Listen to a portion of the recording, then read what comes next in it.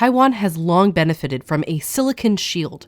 It makes nearly all of the world's most advanced computer chips, so other countries, like the U.S., have a vested interest in defending the island from a Chinese invasion. But the 2022 Bipartisan CHIPS Act brought TSMC, Taiwan's largest chip manufacturer, and others to build fabs in the U.S. But Trump wants more. Taiwan took our chip business away, and we'll be taking back a big portion of that industry. We want it back in the United States, and if they don't bring it back, we're not going to be very happy. Now TSMC has announced additional $100 billion. We are going to build 3 more new fabs. Alexander Yu, the Taiwanese representative to the U.S., sat down with Wall Street Journal trade reporter Gavin Bade in his first interview since Trump took office to talk about Taiwanese chip investment in the U.S. and how it could affect the shield. Well, Representative Yu, thank you so much for sitting down with the Wall Street Journal. It's a pleasure, Gavin. We saw President Trump have some negative comments about the CHIPS Act. The CHIPS Act is a horrible thing. This ridiculous program that Biden has, give everybody billions of dollars. They already have billions of dollars. How does your government view those comments? And could TSMC actually be investing and building in the U.S. if those CHIPS Act incentives somehow went away? Obviously, the CHIPS Act is an incentive for them to be here. But there are other incentives. Obviously, companies will go to places where they think the revenues will be positive for them. So there's more than just CHIPS Act. Taiwan's investment 10 years ago, 83+% was going to China, mainland China. But last year, our outbound investment to China was less than 9%. But last year, 40% of that investment came to the United States. This repositioning of Taiwan's presence in manufacturing is already occurring.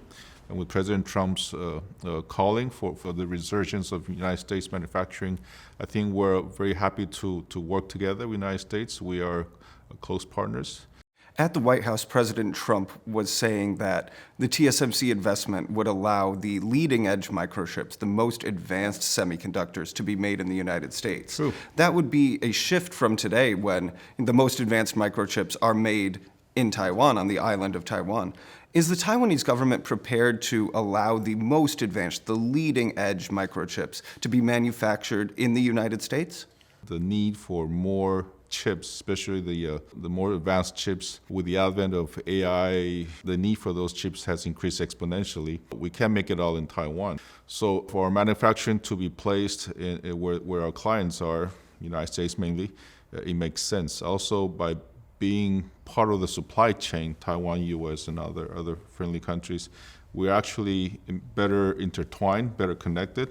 So we can turn this shield into our silicon fortress. From what I know from TSMC's data, they spend a lot of effort and resources in technological advancements to make the newest, most advanced chips as possible.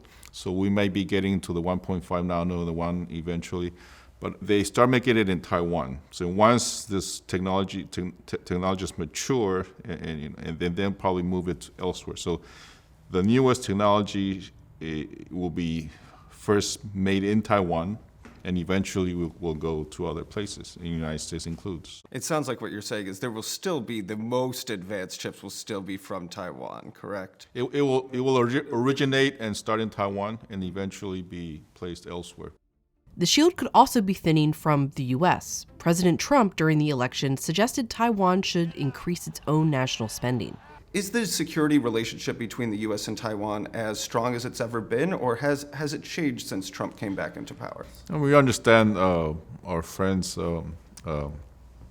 suggestions that Taiwan should spend more, and we should increase our own burden responsibility to defend ourselves. And actually, that's what we're doing. For the last 10 years, our defense spending has almost doubled. We can spend more and willing to spend more. President Lai has announced that he will add at least 3% of GDP on defense. For the last 8 years, we spent $26 billion in purchasing weapons, mainly from the United States. There has been 48 announcements of weapons sell from the United States to Taiwan. But a good chunk of that budget that we spent, those equipments have not reached Taiwan yet, for many reasons.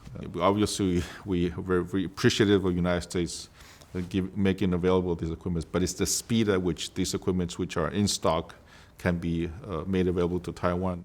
And finally, Mr. Representative, I just wanted to ask you about some of the tenor and tone of the conversations we have in Washington about Taiwan. For instance, we have had an ongoing conversation, in public among members of Congress, members of the security community, that should the PRC come over the strait and try to invade, well, would it be better for the U.S. to blow up TSMC and destroy the Taiwanese semiconductor manufacturing industry rather than letting it fall into the PRC's hands? I wonder what you think about those conversations.